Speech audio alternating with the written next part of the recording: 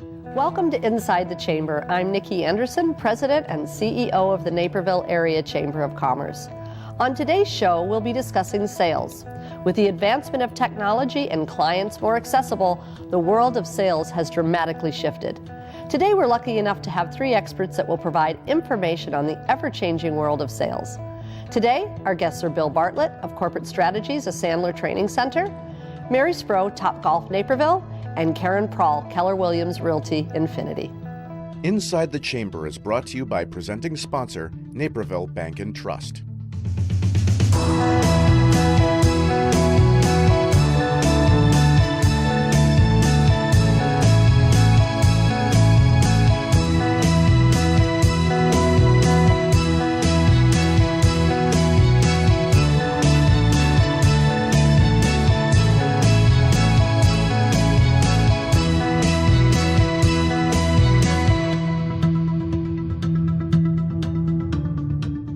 So thanks to all of you for being here today. And Bill, I'm going to start with you because I've known you the longest. It's been a while. But what I'd love to know is the evolution of sales. I know that when sales comes to mind, people have a perception. But what would you say are some of the biggest changes in sales since you've been in the arena? Early on, there wasn't much development in the world of sales. People got into it because they had a personality or they defaulted into it. And so, they would use features and benefits to sell, and they would go out there and dazzle people with this sparkling presentation, hoping it would close. And that went on for years until Carnegie came along, and Carnegie did some wonderful stuff in the area of sales, but couldn't take it far enough. And so now what we find is the evolution is process-oriented people do well in sales. People who do have a personality, but who focus on building relationships and then finding true need versus just going in there and believing they can sell anybody. We do a lot of training in the millennial world now, and what we find is that millennials change jobs every 3 to 6 months because there's so much opportunity out there. And the thing that keeps them in companies today is the concept of development, that they feel they can grow and develop and achieve their goals there. Fascinating. So you mentioned something that I think I've seen the biggest change in, and that's relationships. So when you look at your realtors, like relationships is probably key to their success. Yes. Well, the product is the homes, right? But our agents are their business. So we have a really extensive training program. It's called our First 100 Days. And so it is important for our agents to be able to have conversations, help the client achieve their goal quickly without wasting their time, but know that they're being well taken care of and given good service. Wonderful. Yeah. Mary, I know one of the things that I'm always wowed by when I visit Topgolf is the customer service. So again, going back to relationships, that's probably a big part of your sales program, I would guess? Yeah, absolutely. So looking back, we were the experts, right? We brought the information to the clients, and we told them what we could give them. But now, with the internet and Yelp and all the reviews out there, the customers are doing our clients are doing their pre-shopping. 60 to 70% of their pre-purchase is done prior to even talking to us. So we have to do what the computer can't. So delivering that best-in-class experience and really finding the why they're here and answering that question. So it takes a little more research as far as who our consumers are and what they're looking for specifically, because as you know, our consumers are all across the board. So if you're living, you can enjoy what we do at Topgolf. Right. So it's trying to figure out what they want, capturing them in the first couple of seconds of our conversation, and then telling the story and building the relationship. I think what you brought up about the internet being a factor in sales is so true, because everybody goes on, and even with sales training, which is what you do, they might think they know what they're getting, but they really don't. So has the internet helped or hurt? It helps if it supports. It hurts if it's a standalone. People who go to the internet to learn things learn it in the moment, but it doesn't last. And so that learning in the moment is a wonderful thing when you just want knowledge. But if you want to move into application, which is where true success lies, that has to happen in a one-on-one kind of training environment. And so for years, people have said the internet would eliminate the need for training. And what it's done is it's created a bigger need. And we use it as a support mechanism so that people can go and reinforce their learning through the internet, but not as a substitute. Wonderful. What's the biggest myth about sales? You know, you picture somebody in a back room going, okay, now that I've got you cornered, here's what I'm going to sell you, and you have to have it. But what today is probably the biggest myth in sales, whether it's kids coming out of school and looking for jobs? What is the misnomer maybe about sales that it's easy? I think people think when they go into a sales position that they're going to have immediate results right away. But really the key to sales, what we talked about earlier, is time over task over time. And they have to keep doing the same activities consistently on a daily basis to achieve results. And if they're not doing that, you can't do a minimum wage position or work ethic and get high salary results. Right. But you are your own limitation and you create your own ceiling. So it's getting out of your own way and understanding that there's a model and a system to achieving a successful sales career. And do you think that has to do with millennials? You mentioned that earlier, that, okay, I'm going to sell, it's going to be easy, and I'm going to make tons of money. It's a shiny metal. I mean, all of a sudden. and by the early internet companies overpaid for millennials many times because they found people who could ask the right questions and could close business. But when the market equalized, all of a sudden it was performance and not the social environment that kept people together. So once that millennial market shift to performance, people struggled because they were just relying on their personality. What do you see, Mary? Yeah, absolutely. So again, with the internet, we get immediate feedback right away. So if I want to find out what the menu is at the restaurant on the street, all I have to do is open their website and look at the menu. If I want to know what the mortgage rates are, all I have to do is go find those mortgage rates and I'll know within a minute. Sales doesn't work that way. You don't get immediate feedback. You have to build those relationships and you have to do your due diligence. And so there's no quick way to earn a piece of business or to connect with someone or to build that relationship. And it takes time. The old model used to be convince people to do something, and you can't convince a human being to do something they're not predisposed to do. So the new model is more discovery based. So we've shifted from trying to pressure and convince to help people discover by asking better questions, more of a Socratic method. Okay, so that's going to lead into my next question. We know sales has evolved, but what about our customers? How have our customers changed with expectations, needs? And I would say you'd probably really seen that in the world of real estate. Yeah, I mean, I got in real estate 20 years ago, so the difference is astounding. 90% of all home buyers start their home search on the internet, and they expect immediate results, like you were saying about customer experience. We know now in real estate that the buyers looking for a home between 10 p.m. and 3 a.m. is when the most internet traffic is for home searches. So we just bought 13 technology companies in the last year, and a lot of it is artificial intelligence, to now respond to these buyers from 10 p.m. to 3 a.m. because we also have to live and take care of our family. So it's changed so fast because the immediate gratification, the immediate need for results, evidence-based testimonies are more important now more than ever because everyone wants to see evidence now. I find millennials are the most leery about a product, and so until they see testimonial, they see evidence of someone else doing it that they know or trust, then it won't happen. Fascinating. Yeah. Fascinating. Choices are more than they've ever been. And we take a look at the choices that are out there, and so what we find is that our prospect or our customers are better informed than they ever were. The challenge of that information is it becomes static unless we can help them do something with that information. And so many people will go to our website and they'll get what they believe is enough and they'll go away. Our challenge is to make sure that they at least ask us questions and we ask them questions and interact with them. Interesting. Yeah. Fascinating, Mary. So definitely sometimes we're not really selling our product when we're doing initial outreach. We're selling time. So I want to pique their interest and just earn a couple more seconds because decisions are made in the first few seconds because you read your email on your phone, you've got a couple of sentences to capture their interest. If it's a subject line, that subject line can't be let me convince you or let me tell you about or you can learn, because now I'm telling them what I can do for them, which I can't do that, but what I can do is share information with them. So when we are doing outreach, I'm selling 2 more seconds. Can I have 4 more seconds? Can I pique your interest? Can I keep talking? And sometimes you can do like a reverse case study. So if you're calling CIOs or someone, if you've helped that person in the future, someone like them, you can't say, or you shouldn't say, I can help you do this, but I've helped other people in your position. if you find that interesting or of value, I'd love to continue the conversation.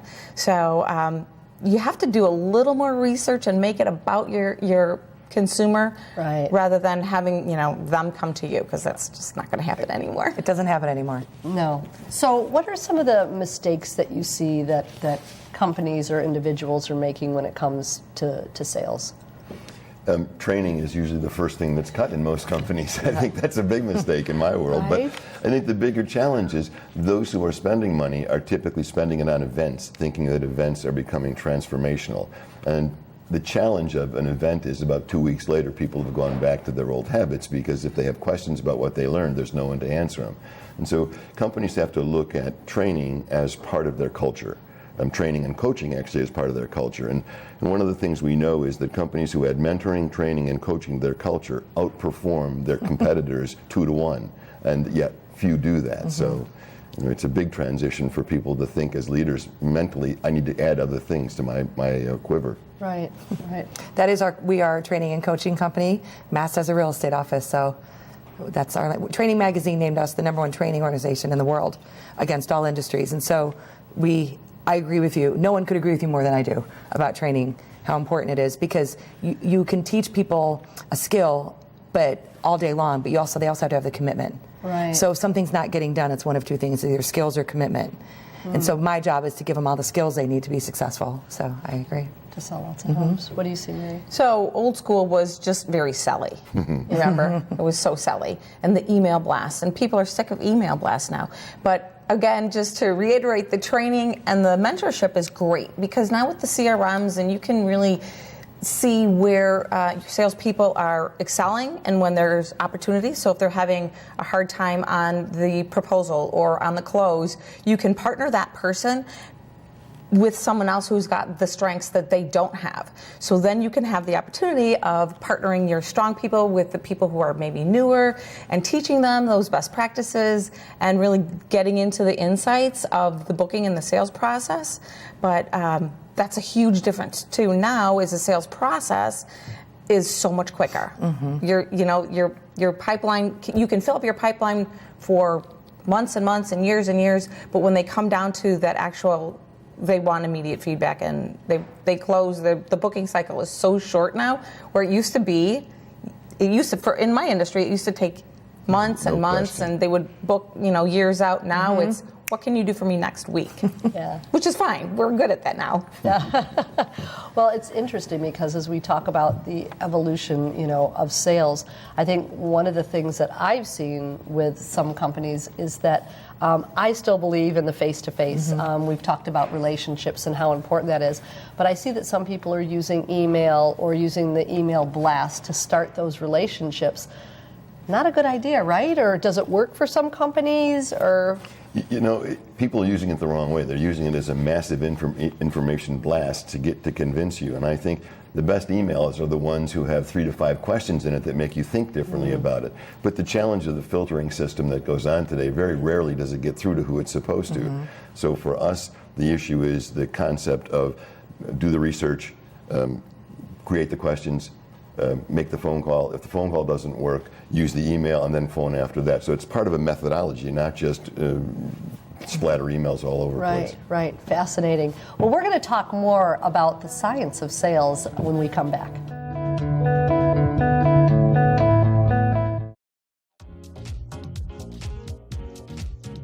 Naperville Bank and Trust has the expertise, knowledge, and experience to help you reach your business goals.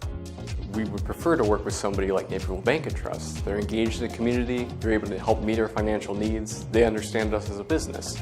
They provide all the tools that you would ask that we as a growing business need of a bank. Most importantly, to me, it's a great personal relationship we have with Tom and John and our bankers. It was the best thing we could have done in banking. And banking can be very cold. What the bank brings to us is that warm feeling when you come into the bank and people say, "Hi, Greg." It's about being part of the community again, about being a name again, about having credit for who your business is instead of just being a number. Naperville Bank and Trust. Bring it home. Shop downtown and experience the vibrant, bustling center of Naperville. Over 100 shops, from longtime favorites to wonderful new additions. And after shopping, grab a bite to eat. With over 40 restaurants and places to enjoy a sweet treat too, there's something delicious for everyone. Day or night, come explore everything downtown Naperville has to offer.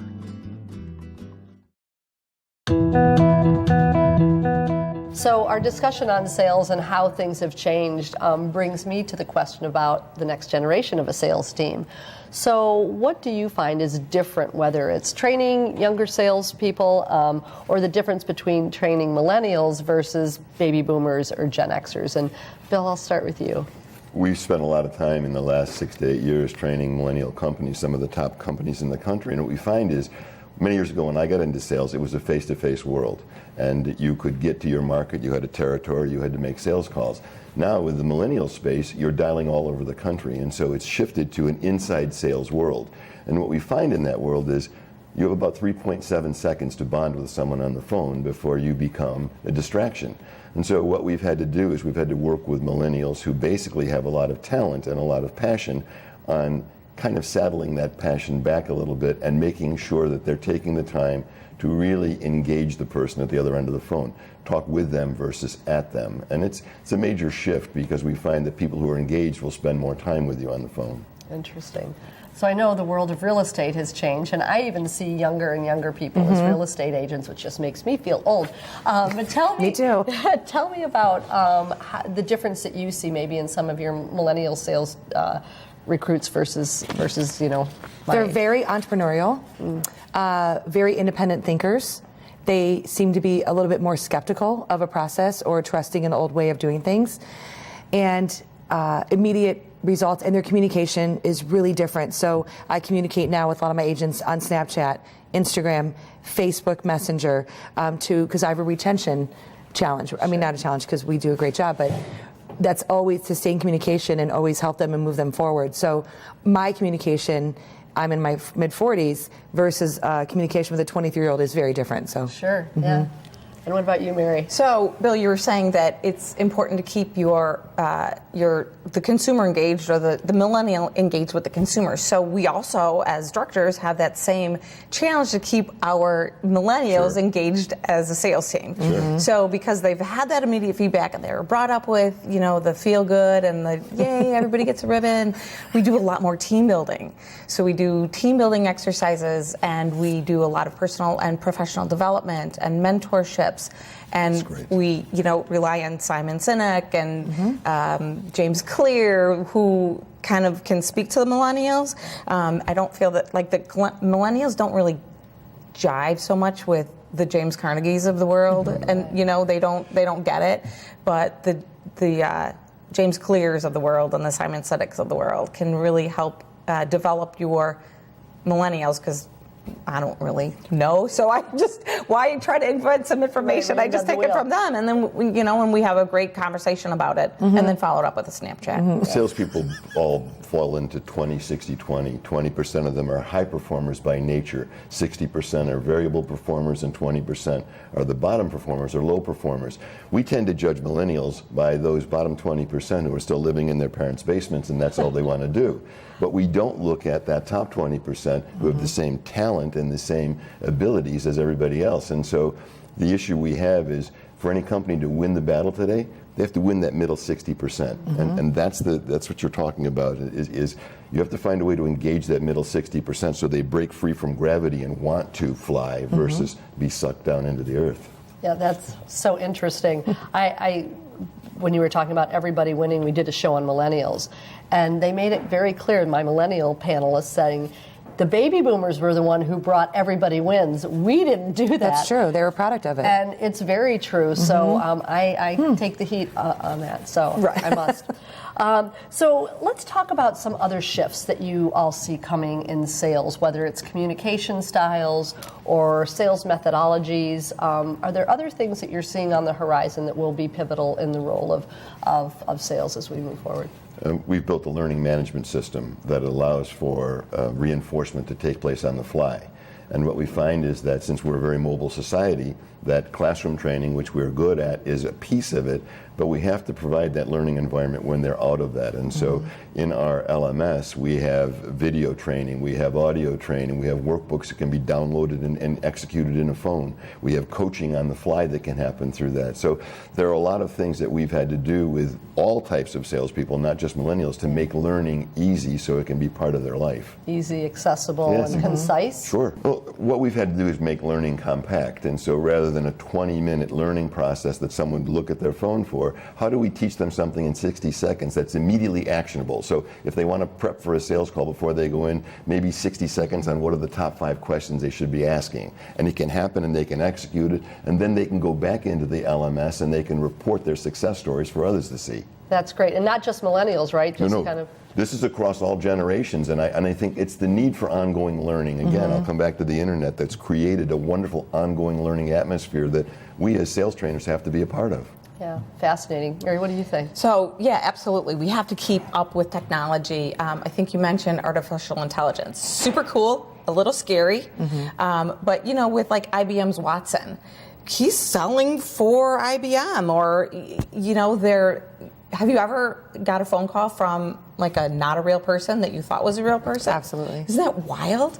Or if you look for succulent plants on Yahoo or on Amazon, and then next thing you know, it's geo-targeted in your Facebook feed. So we have to keep up with all that, and it goes back to what can we do as salespeople that the computer can't.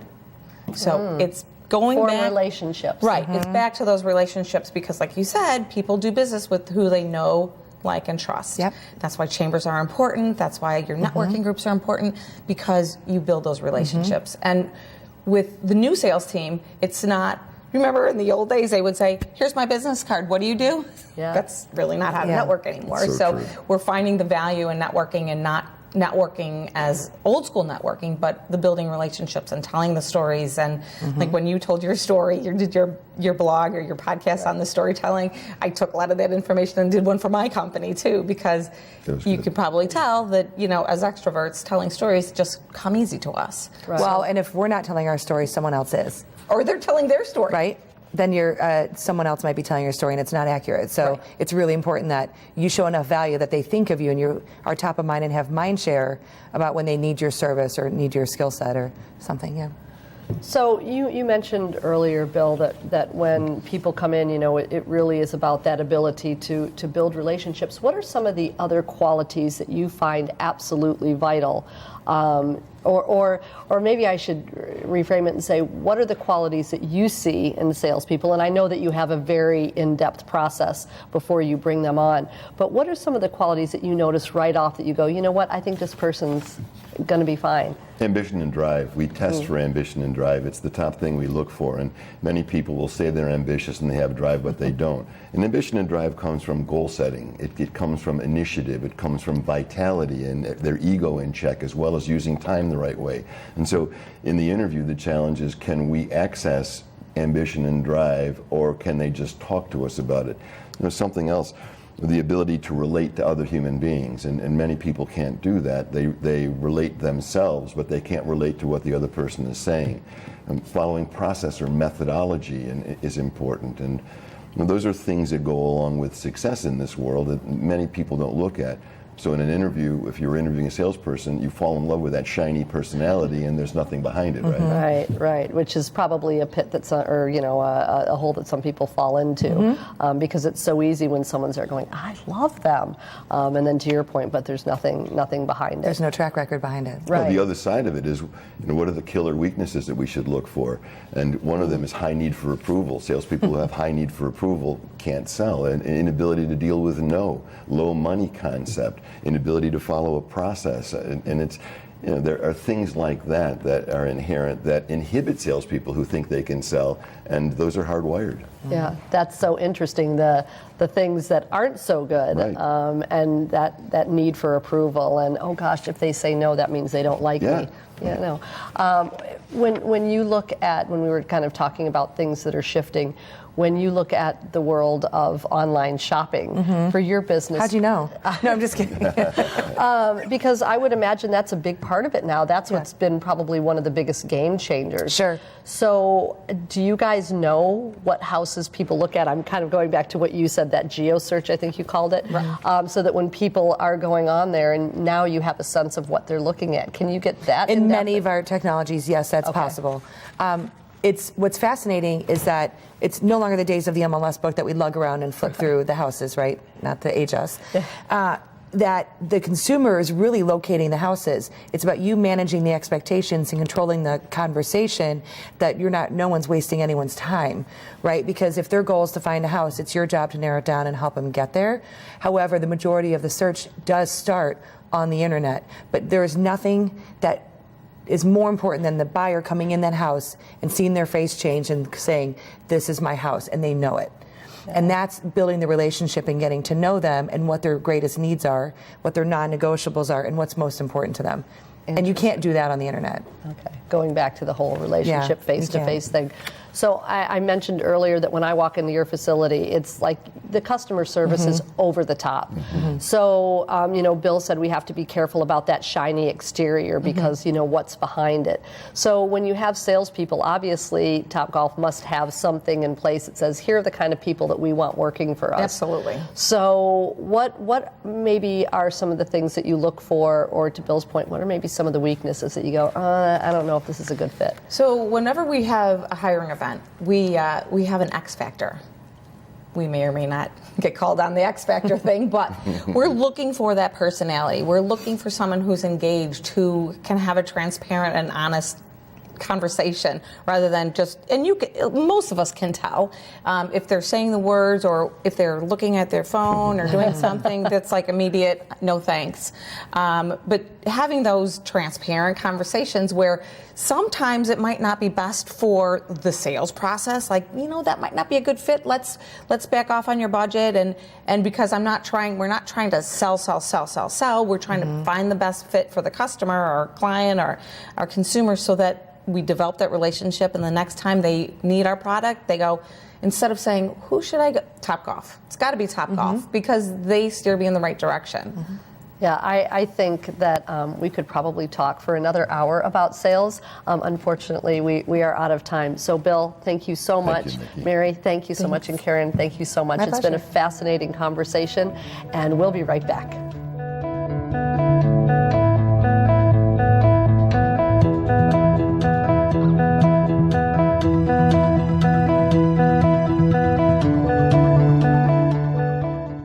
Thank you for joining us today. I hope you found value in today's program. The Naperville Area Chamber of Commerce is committed to supporting a strong business climate. So next time you think about dining, shopping, or hiring a service, think Chamber. See you next time.